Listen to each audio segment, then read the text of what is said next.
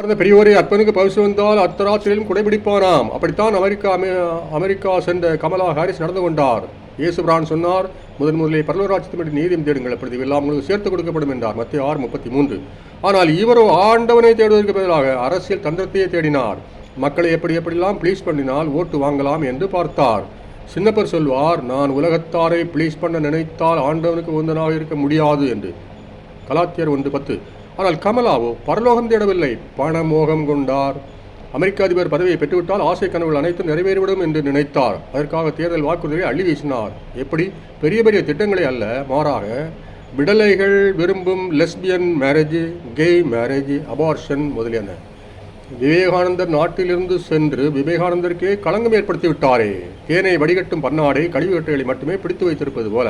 1 அரசர் 12:14 ரெகோபோவாமுக்கு விடலைகள் காட்டிய ஆரவாரம் போல இவருக்கும் விசிலடிச்சான் குஞ்சுகள் விசிலடித்து ஆரவாரம் பண்ணின.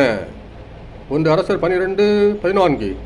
ஆனால் ட்ரம்ப் பேசும்போது பல்லளிக்கவில்லை, சீரியஸாக பேசினார். ரோமாபுரி மன்னர் மார்க்கஸ் அரேலியர் போல, கிரேக்க நாட்டு சாக்ரட்டிஸ் போல, கலிங்கப்பூர் அசோக மன்னர் போல.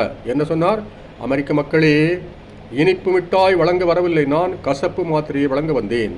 கேட்க செவியுள்ளவன் கேட்கட்டும் என்றார். மத்திய 11:15.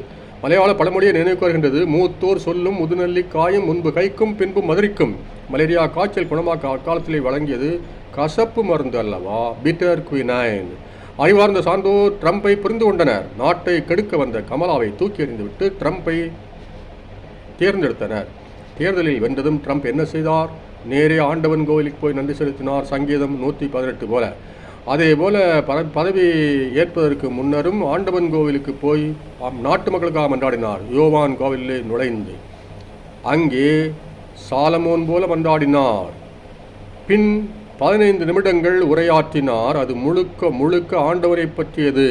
என் மீது கொலைவரி தாக்குதல் நடத்த பார்த்தனர், ஆனால் ஆண்டவன் காத்து கொண்டார் என்று கண் கலங்கினார். ஆம், இதோ திக்கற்றவன் கூவி அழைக்க ஆண்டவனது மன்றாட்டை கேட்டருளினார். சங்கீதம் 34:6. இன் காட் வி ட்ரஸ்ட் என்றார். காட் பிளஸ் அமெரிக்கா என்று முடித்தார். அனைவரும் எழுந்து நின்று அவரை வணங்கினர்.